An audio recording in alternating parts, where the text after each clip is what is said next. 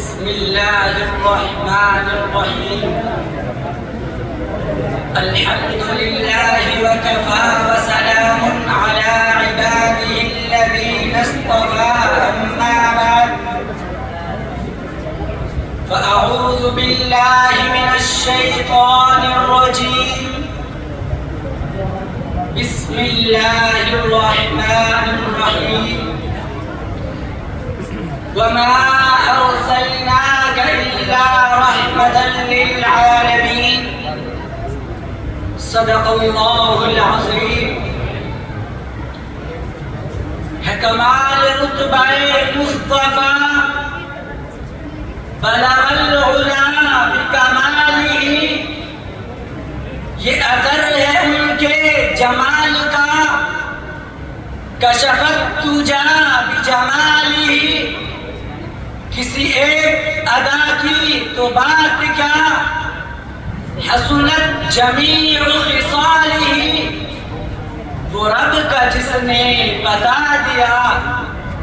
صلو علیہ وآلہ. منصب حکمیت پر جلوہ افروز حکم صاحبات اور رفقائے بس.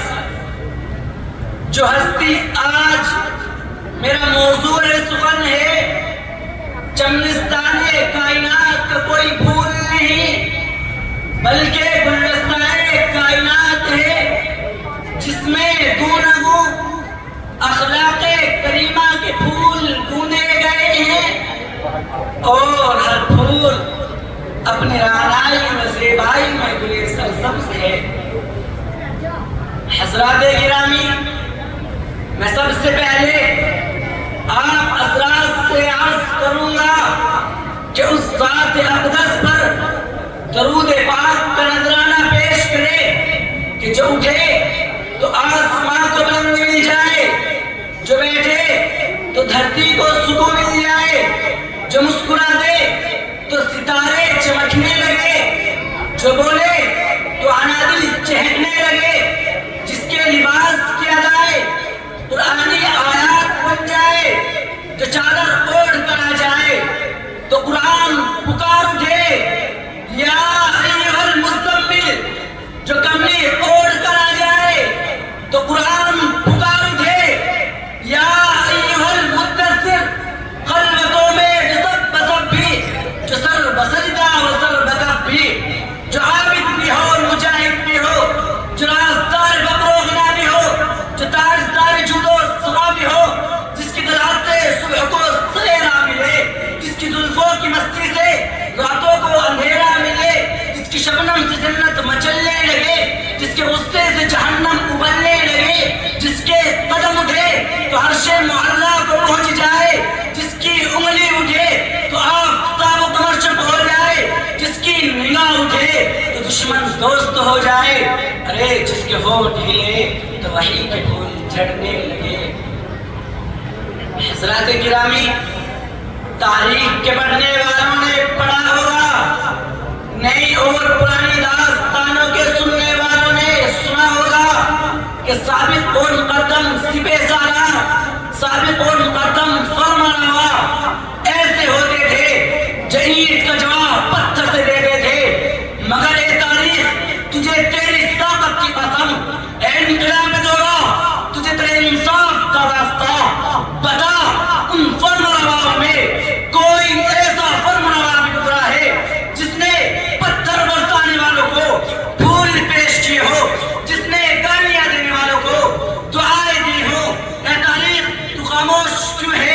اے انقلاب دورہ، تو جواب کیوں نہیں دیتا؟ اے گردش زمانہ، تو چپ کیوں ہے؟ ارے ہاں ہاں، تیرا خاموش رہنا تیری صداقت کی دلیل ہے، اس لیے کہ ان فرمانرواؤں میں کوئی ایسا فرمانروا گزرا ہی نہیں. حضرات گرامی، اگر ایسے رحیم و کریم کی تلاش ہے تو آؤ سرزمین حجاز کی مقدس تاریخ اٹھا کر دیکھو جو آج سے 14 سال پہلے لکھی گئی تھی. وہاں تمہیں ملے گا تاجدار بطحہ سرکار دو عالم صلی اللہ علیہ وسلم. طائف والو، میں تمہارا ناصح ہوں، تمہارا مصلح ہوں. مکے سے صدر کی صحبت اس لیے آیا ہوں کہ تمہیں گمراہی کی دلدل سے نکال کر عزت و عظمت کی بلندیوں پر پہنچا دوں. سینکڑوں خداؤں کی پرستش کے بجائے ایک رب ذوالجلال کے آگے سجدریز ہونے والا بنا دوں. مگر طائف کی شوریدہ جشن اور شوریدہ پشت قوم نے آپ کے نازعانہ جذبے کا سرایہ دیا کہ آپ صلی اللہ علیہ وسلم کے جسم اطہر پر پتھروں کی بارش کر کے آپ کے جسم اقدس کو لہو لہان کر دیا. زخموں سے چور چور ہو کر جب اللہ کا راز تمہارا بیٹھ جاتا ہے تو شقی بازو پکڑ کر اٹھا لیتے ہیں اور پھر اسی طرح پتھروں کی بارش کرتے ہوئے شہر کے باہر لا کر چھوڑ دیتے ہیں. مگر یہ تاریخ سن اے ظلم و ستم کی داستانوں سے اگنے والوں، متوجہ ہو جاؤ.